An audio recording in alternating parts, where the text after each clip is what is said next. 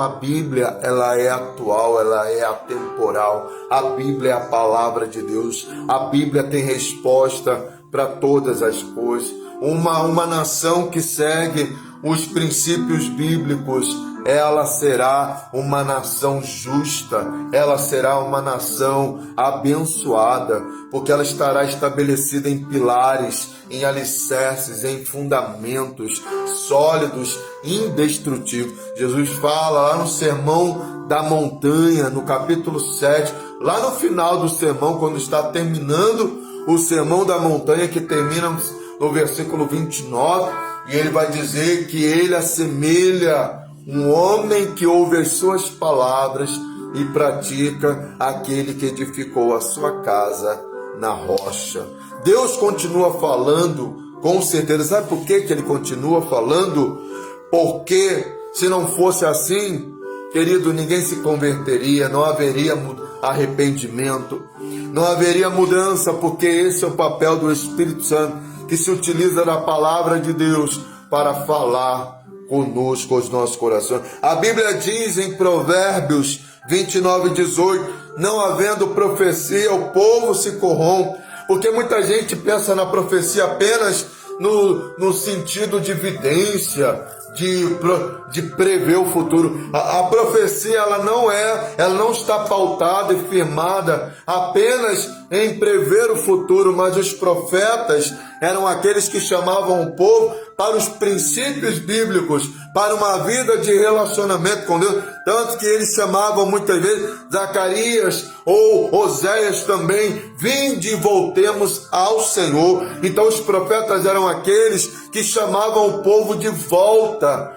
para uma vida de santidade e de relacionamento com Deus, como fez o outro profeta que também é considerado aí, está entre os dois profetas mais importantes para os judeus, que é Elias. Por que Elias tem tamanha importância?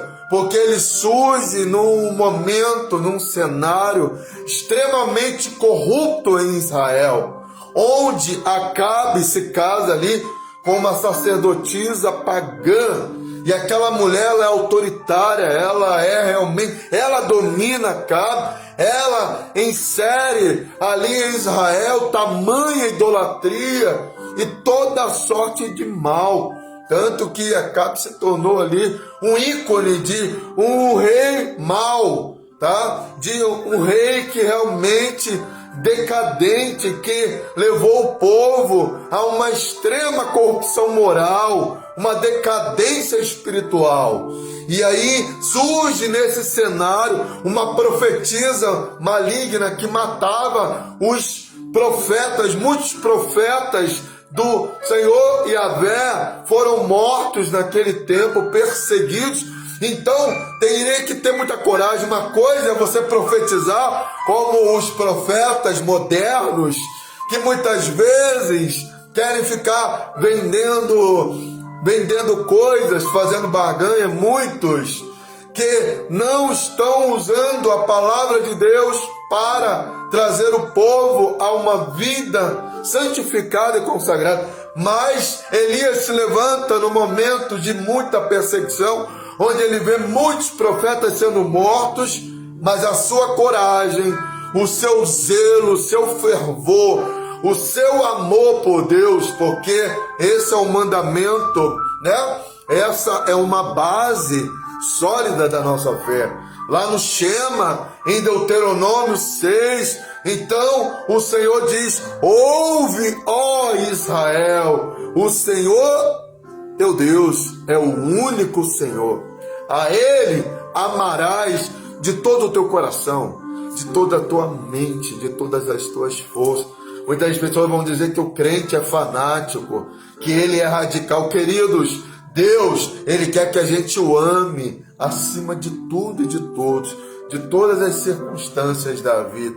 Porque é nesse nível que Elias amou a Deus e ele não aceitou ver a sua nação corrompida e ficar ali inerte. Então ele se manifesta, ele se posiciona primeiro no capítulo 17 de 1 Reis, profetizando, dizendo: não vai haver chuva, não vai haver chuva, e assim não houve em Israel durante 3 anos e 6 meses. Depois, Elias desafia ali os profetas, eram 850 profetas que comiam à mesa de Jezabel, 450 de Baal e 400 de Acera. Esses eram aqueles que se vendiam, aqueles que estavam se corrompendo para comer, para ter prazer, para ter muitas vezes favor daquela rainha maligna. Mas Elias não estava ali para receber favores de uma rainha maligna, mas para receber a graça e o favor de Deus.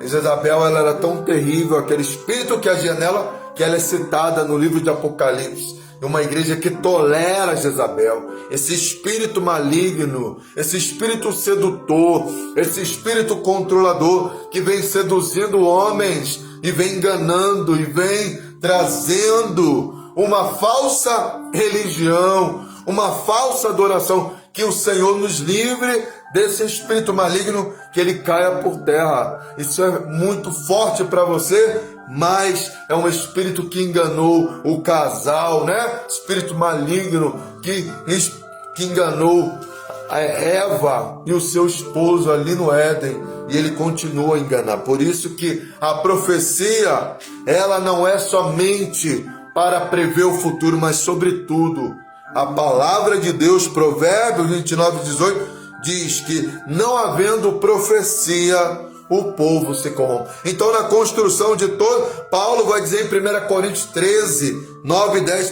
porque em parte conhecemos, em parte profetizamos, mas quando vier o que é perfeito, o que é em parte será aniquilado. Hoje nós profetizamos uns para os outros, mas haverá um dia em que não haverá mais necessidade, porque quando vier a palavra de Deus, o Logos de Deus, não haverá necessidade que ninguém profetize para nós.